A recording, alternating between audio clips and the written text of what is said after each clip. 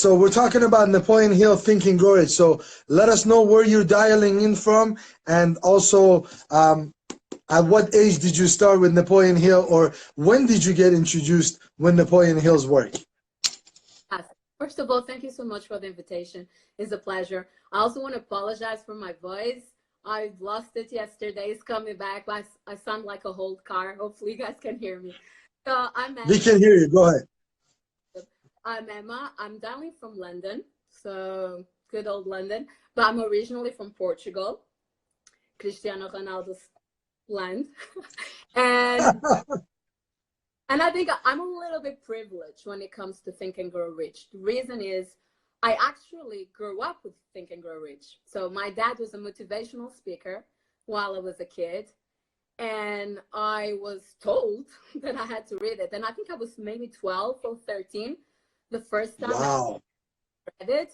But more special than reading it was living in a household where, you know, all these principles of philosophy were told on a daily basis by my dad and my mom, you know? So for me, that was so natural. So every time I read a book now, I'm like, wow, I was so privileged to be aware of these things back in the day, because then I can go and analyze the impact that had on my life, which is amazing. Because at school, like thinking about like school, because, you know, when you're a kid, you kind of assume that, everyone is reading the same things and their parents are telling them, you know, so you can't assume that you're kids. But the other kids always treat me like I was a bit of an alien because I was such a big dreamer, right? So I'm like, yes, I'm going to do this. I'm going to go there. And they're like, no, you're not. I'm like, yes, I am. Because, you know, if you have faith, if you believe, you know, if you have the burning desire, you'll do it. And they were like, crazy.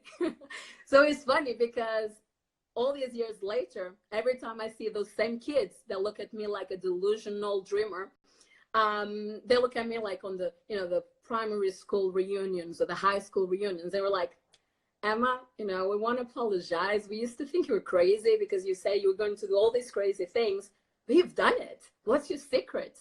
You're so lucky. And I'm like, guys, this is not luck. This is not luck. Yes, I am aware of my privilege, but this is attitude.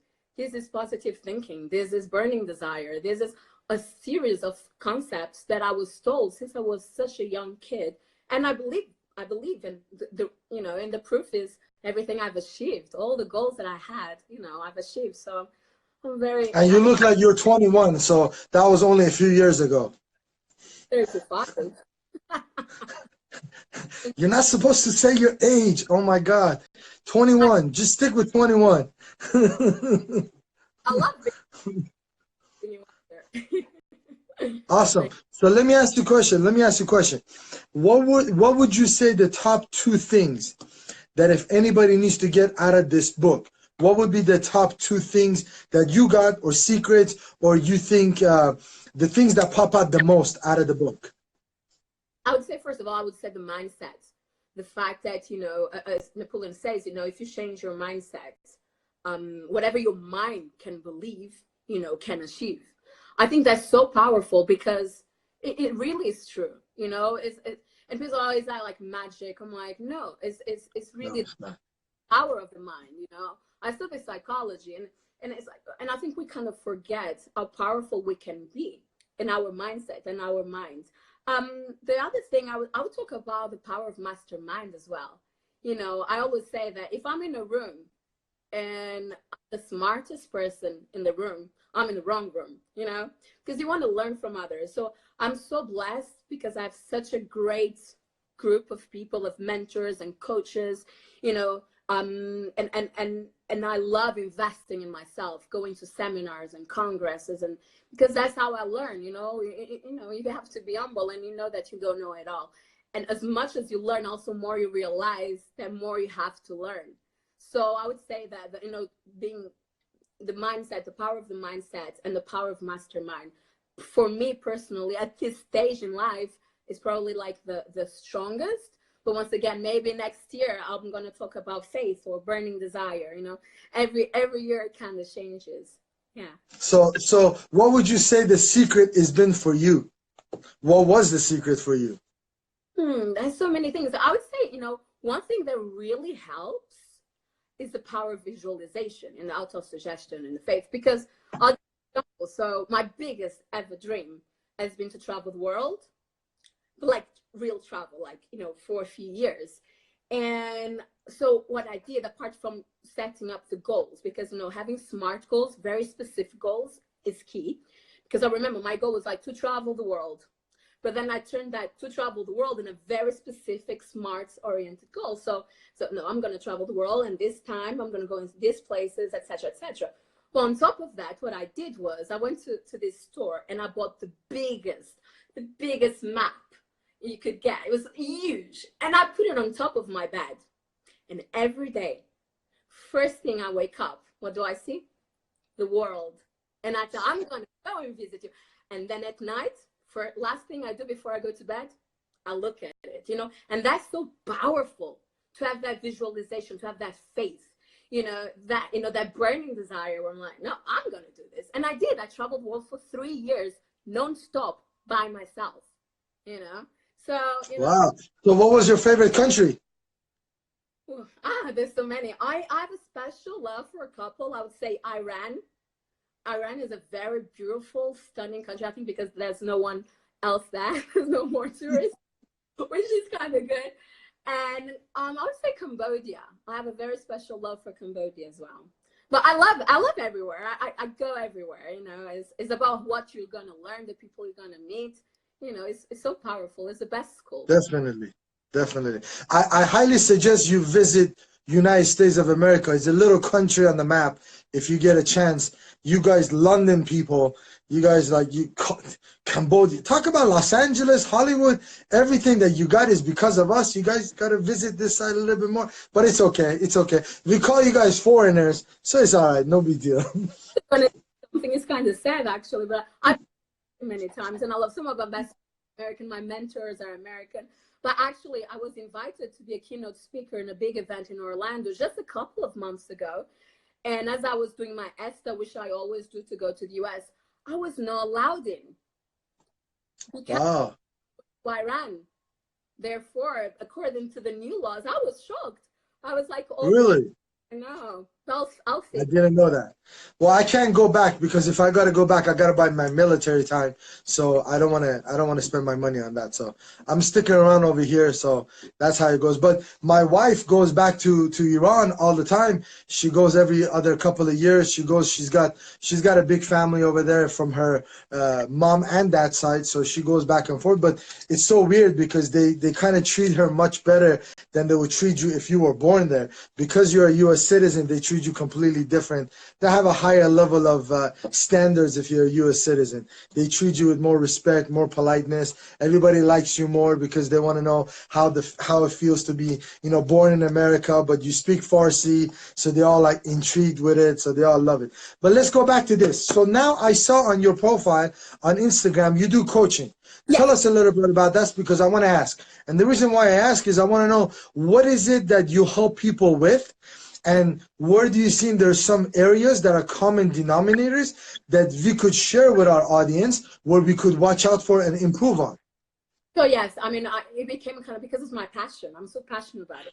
I just want to pass and share my knowledge. So it kind of became my purpose to be able to inspire others. And I became a life coach a couple of years ago officially. But I feel like most of the issue for most people is actually the mindset. You know, that mindset, I have it sorted since I was a kid because of those principles, the success principles. Most people don't have it. Most people have such a negative mentality and mindset. You know, they always think just happens to the others. I'm like, no. So I think one of the biggest challenges is to change people's mindsets. And then I think another powerful thing that I help my clients with is setting up goals. But not only set them up, but be that kind of a life GPS for them. Because it is easy to say, oh, I want to do this, I want to become this, but like, how do you get there, you know? And you need someone to kick up your boom boom sometimes to, you know, push you there, because it is natural as a human, you know, it's natural that sometimes you just, you know, it's just so easy to just, you know what, I'll do it tomorrow. Oh, you know what, maybe this dream is too big, you know? So you need someone to push you. And then I think that's why coaching is so important. And people get surprised, but I actually have 3 coaches myself. And you are a coach. I'm like, yes, I still need help. I have 3 different coaches. So because I understand the value of it, and maybe because if it wasn't for that, I wouldn't be where I am right now, which is where I want to be. So but I would say, yeah, once again, mindsets and getting the GPS for people's goals. I would say that's the key that I do right now. Yeah. You brought up a very, very good point, Emma. I've seen a lot of people set up goals, but they don't achieve it because sometimes it does take work and energy and effort. And when we write down our goals, we're not calculating exactly how much energy will take. And sometimes temporary defeat, some failure, some punches in the face, all of these things, obstacles, competitors try to kill you with bullets, punches, with all kinds of, you need to be pushed, because if you don't get pushed, someone else is going to put you out of business. So in the business world, everybody gets that concept that they got to definitely put more energy that they thought that they will need for it. So you got to go the extra mile. That's powerful. But what I wanted to say is that I was talking to my team, Hana, Q, and a few other individuals that are part of our mastermind group and teamwork that we do together. I fight with them all the time because I just came out with a PDF that I'm giving it out to people for free. It's exactly on a SMART goal. It's a couple of pages. It's cost me money. I had to literally sit there with other people, mastermind on what works, what doesn't work, how people, the human psychology, how we could do it. And I made it in a PDF format. We're just waiting for the site to be ready. We're giving it out for free. It doesn't cost anybody. So we're giving it out to people for free. I will definitely send you a copy. You may use it for your clients and then revise it if you think there needs to be things that needs to be added to it. Because I do see a lot of people, they need help with setting goals. If you can just fix that one area, your income will go up 20-30%, in my opinion, just by writing it down and working with somebody else who does need, being a life coach. You got to push people to achieve that because they got to get out of their comfort zone. They're staying in the shallow waters. In the deep waters is everything happens. All the good things happen in the deep water. Right here, it's just for like kids playing around. You got to get on that side. And that side is the scary part because the real sharks are in the deep water. Not by the little, not here. Just, you get the point. You know what I'm talking about. Nice, actually. I swim with them all the time. No, it is true. But I think, but Napoleon says that you got to give to receive as well. We have to do it with the right mindset, as in it's about doing good, and I think at the end of the day, people think Think and Grow Rich is all about money. Not necessarily, so, because success doesn't mean money. Many times it's actually the opposite, So it's about being rich, but not necessarily monetarily, it's mentally and in your heart. So that's the important. Definitely. I agree with that. Emma, I know it's a little bit late over there. I know it's past your bedtime. I know that you're 21 still. You have a curfew. I know you have that. I can't believe it. You said your age on. Anyway, we're going to bleep that part out. I'm getting older. I honestly do, because as I get older, I get smarter. So... See, that's how it works. But let's stick to 21 for right now. No, definitely, I thank you for spending this time with us. We're gonna do this more often. We do have a mastermind group that has been evolving over the past couple of years. We'll definitely invite you to that. I sometimes lag on that because I got so many other things happening. But don't take that. Don't be offended if I don't message you right away. I will put it to my team. We're gonna do this more often, and I'm gonna invite you to that group. Thank you. Very appreciate it. Very much. Thank you very much, Emma. Take care. You have a blessed day. Bye-bye. Bye-bye.